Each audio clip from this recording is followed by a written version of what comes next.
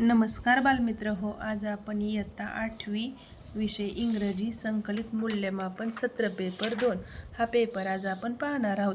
जर तुम्ही चॅनलवरती नवीन असाल तर सगळ्यांनी आपल्या चॅनलला सबस्क्राईब करा, व्हिडिओला लाईक करा, व्हिडिओ शेअर करा आणि व्हिडिओ सगळ्यांनी शेवटपर्यंत पहा. चला तर मग प्रश्न पहिला पहा. Oral section, question number 1. Read a passage of 5 to 6 sentences from the textbook of My English Book 8th. Letter, read only noun, adjectives, verb from the same passage. Question number 1 हा 5 मार्कांसाठी आहे. Now question number 2. Speaking of farming, speak on any one of the following topics. 1. If I were a vet. 2. Your best friend.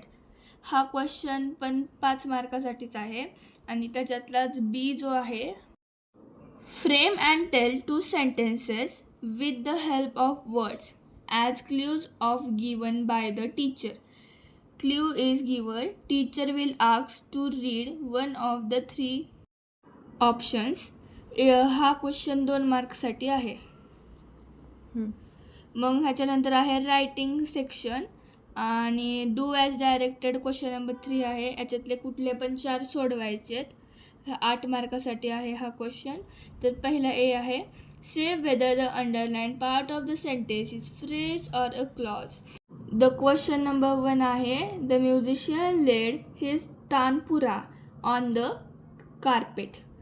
तर on the carpet याला underline आहे आणि on the carpet ही phrase आहे. Question number 2 आहे, there is someone who sings far better.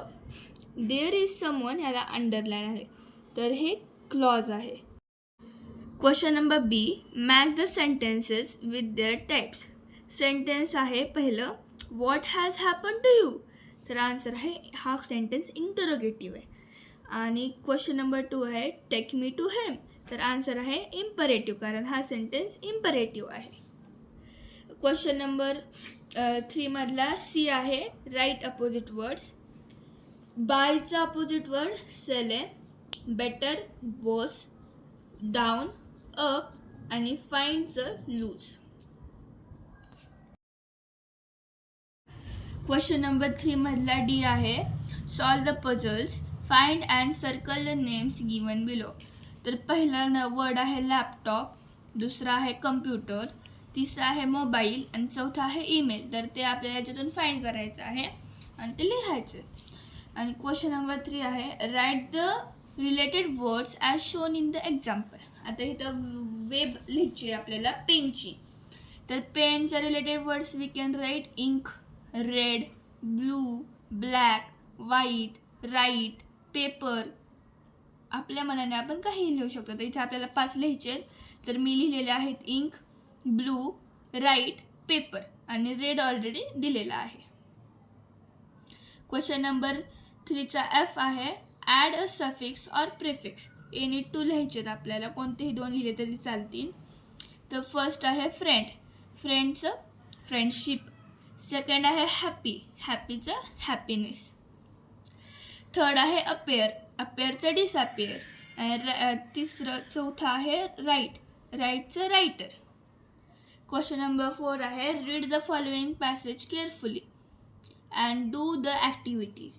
मग ए आहे, complete the following sentence, dash dash is the chief festival of Assam state. तर हे रीड करून आपल्याला उत्तर काढायचं आहे. तर पहिल्याचं उत्तर आहे बिहू. क्वेश्चन नंबर 2चं देखील मी आन्सर दिलेले थ्रू जनरेशन्स. तर ते तुम्ही लिहा आणि पेपर चांगला लिहा.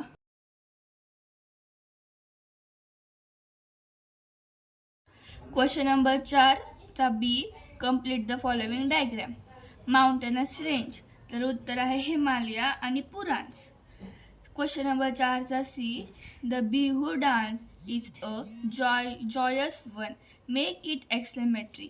What a joyous dance the Bihu is. डीचं आहे, write the describing word.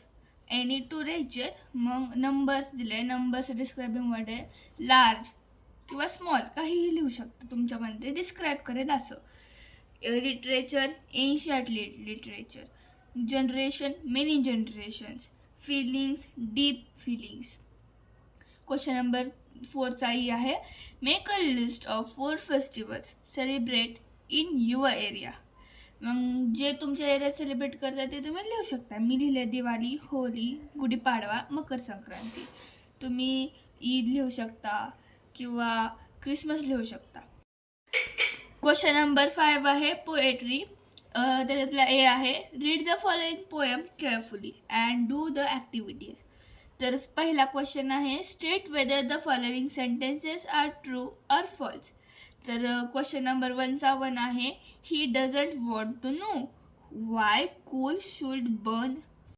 Answer is false. Second the yeast helps the dough to rise. Answer is true. Question number 2 आहे complete the web. Poet wants to know. हा question आहे त्याचा web आहे. First why eyes should melt. Second why spiders eat the flies. Third why bees should sting. Fourth why the earest should make the dough rise. Question number 3. Write the pairs of rhyming words from the poem. Any two. The first is try, why, and second is flies, rise. B. Write the appreciation of the given poem with the help of following points. Golden Chain. Title of the poem is Golden Chain. Poet is Helen Strain Rice. Next page पाहूया आपण आता. 3. Question figure of speech. Metaphor, simile, alliteration. Theme or central idea. The poem Golden Chain by Helen Strain Rice celebrates friendship as a strong, precious, and beautiful bond that enriches life with love, memories, and joy. Question number 6. Writing skill, informal transfer. Here are some introductions about smart use of internet. Prepare a list of does and does not and give a suitable title. So the title we give is smart use of internet. Does and does not. So does first is use a strong and unique password, and does not is do not share your password with anyone. Second of does is change password regularly, and second is of does not do not share personal or financial information. Does third is be courteous while checking links or downloading, and does not third is do not use weak and easy to guess passwords.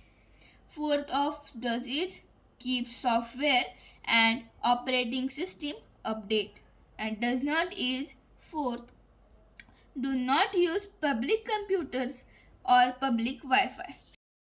आपण आता पाहणार आहोत. Question number 7. Write a short paragraph with the help of given web. Benefits of sports. Physical benefits, improves heart health, weight management, teamwork, improve discipline, and time management. So the paragraph I wrote is sports play a visual role in life, offering numerous physical benefits that contributes to overall well-being. Engaging in regular sports activities improves heart health by strengthening the cardiovascular system and is highly effective for weight management. Question number 8. Write an email to the director of the language institution inquiring about courses of the foreign language. Use the framework provided below. 2. language15@gmail.com. Write the mail address of your institute. From student's name, what's your name, xyz, that you have to write @gmail.com. Subject inquiry about course of a foreign language. Dear sir, madam, my name is, what is your name, xyz. I am a student of the name of your school, XYZ. I am interested in learning French language. I plan to go to France for further education. Could you please tell me about the French language courses? What is duration of the course? What is the fee? Waiting for your reply. Thank you for your time and consideration. Yours sincerely, your full name, what is it? XYZ. Question number 9. Write a book review of your favorite book, a story with the help of given points. First, the title of the book, Malgudi Days. Writer R.K. Narayan. Main character Swami and his friends. Central idea or summary of the contents. The book is a collection of short stories set in the imaginary South Indian town of Malgudi. Question 5. Strong accepts or drawbacks. Some stories may feel slow, praised for readers who prefers high action pulls. Question number 10. Translation. A. Translate the following words into your medium of inscription. You can write in your language. I wrote in Marathi. Heart, Hruday, Principal, Pracharya. Dictionary, Shabdakosh. 4th, Dentist, Dantavaidya. 5. History, Itihas. 6. Medal, Padak. Question B. Translate the following sentences into your medium of instructions. So, any 3 we have to write. First, my best friend quarreled with me. माझ्या जिवलग मित्राने माझ्याशी भांडण केले. Question 2. Who is your favorite sportsman? तुमचा आवडता खेळाडू कोण? He is poor, but he is honest. तो गरीब आहे पण तो प्रामाणिक आहे. Fourth, each person's fingerprints are different. प्रत्येक व्यक्तीच्या बोटांचे ठसे वेगळे असतात. धन्यवाद मित्र हो. असेच नवनवीन आणि छान छान व्हिडिओ पाहण्यासाठी चॅनलला सबस्क्राईब करा, व्हिडिओला लाईक करा आणि व्हिडिओ सगळ्यांनी आपल्या मित्रमैत्रिणींना शेअर करा.